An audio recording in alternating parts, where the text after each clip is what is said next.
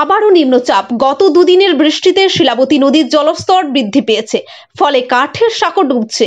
যোগাযোগ বিচ্ছিন্ন হতে চলেছে একাধিক গ্রামের। চরম চিন্তায় নদীর তীরবর্তী এলাকার মানুষজন। আশঙ্কায় দিন কাটাচ্ছেন তারা। শিলাবতী নদীর ভাঙনে জল ঢোকার আশঙ্কা। শিলাবতী নদীর দুর্বল বাঁধগুলির ভাঙার আশঙ্কা, ফলে দুশ্চিন্তায় নদী তীরবর্তী এলাকার মানুষজন। পশ্চিম মেদিনীপুরে চন্দ্রকোনা ২ নম্বর ব্লকের উপর দিয়ে বয়ে যাওয়ায় শিলাবতী নদী এলাকায় কাঠের সেতুটি ডুবছে জলে। ঘাটাল ইতিমধ্যেই বন্যার জলে জলমগ্ন। আবারও এই জল গিয়ে পড়বে ঘাটালে। আবারও প্লাবনের আশঙ্কা ঘাটালবাসীর। পাশাপাশি কিছুদিন পরেই বাঙালির শ্রেষ্ঠ উৎসব দুর্গোৎসব। এই নিম্নচাপের প্রভাবে মৃৎশিল্পী থেকে মণ্ডপ শিল্পীরা চরম দুশ্চিন্তায়। প্রতিমা সঠিক সময়ে মণ্ডপে পৌঁছতে পারবেন কিনা সেই ব্যাপারে সন্দেহ। মণ্ডপ শিল্পীরাও খুবই চিন্তিত, সঠিক সময়ে মণ্ডপ সজ্জা তুলে ধরতে পারবেন কিনা। ইতিমধ্যেই বাঁশ ও কাঠামোর কাজ শেষের পর্যায়ে। নিম্নচাপের প্রভাবে বাড়ির মধ্যেই চলছে থিমের কারুকার্যের কাজ। প্রস্তুতি তুঙ্গে। অসুর হয়ে উঠেছে যেন এই নিম্নচাপের বৃষ্টি। শাকসবজির দাম বেড়েছে। নিম্নচাপের বৃষ্টির ফলে নষ্ট হয়েছে বিঘার পর বিঘা ধান জমি। সংবাদ পাঠে আমি শিল্পী চার।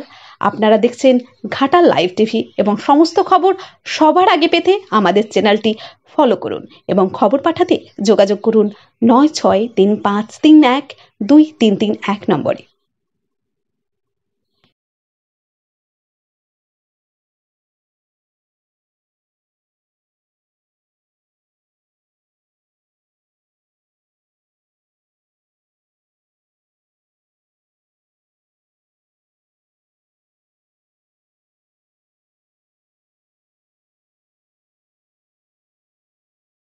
জীবনের ঝুঁকি নিয়ে যাতায়াত করছেন?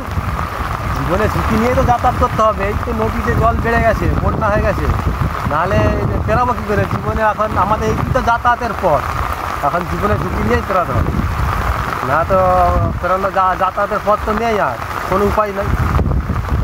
মানে একমাত্র মাধ্যম? হ্যাঁ, একমাত্র মাধ্যম আমাদের এইটাই। এখানে আমাদের এখান থেকে ভগবন্তপুর হাট বাজার সব আছে, আমাদের ওখানকেই যাতায়াত করতে হয়। জীবনে ঝুঁকি নেই, এখন যাতায়াত করতে হচ্ছে। এই যে ডুবছে কাঠের সাঁকো, কতগুলি গ্রামের যোগাযোগ বিচ্ছিন্ন হবে? আছে যোগাযোগ, ধরো 15-20 গ্রামের যোগাযোগ ব্যবস্থা বিচ্ছিন্ন হয়ে যাবে। এটা ফের আবার নিম্নচাপ, আবারও বন্যা। তো এই নদীর তীরবর্তী তো বসবাস, কি বলবেন, কতটা চরম সমস্যার মধ্যে আছে? আমাদের তো আগের বার একবার হয়েছিল, তখন তো 3 দিন 4 দিন ডুবেছিল, তখন তো মহাবিপদ। শরীর খারাপ হলে যাতায়াতের ব্যবস্থা নেই। আবার ফের চরম সেই একই ব্যাপার। এই যে সাঁকো ডুবে যাচ্ছে, এবার আমাদের যাতায়াত হবে কী করে, সেটা বেশি চিন্তা। কারণ শরীর খারাপ হলে এখানেই মারা যাবে, কেউ যেতে পারছে না। প্রায় 15-16টা গ্রামের যাতায়াত হচ্ছে। আপনার নাম? সাঁকোটা। আমার নাম তুহিন ঘোষ।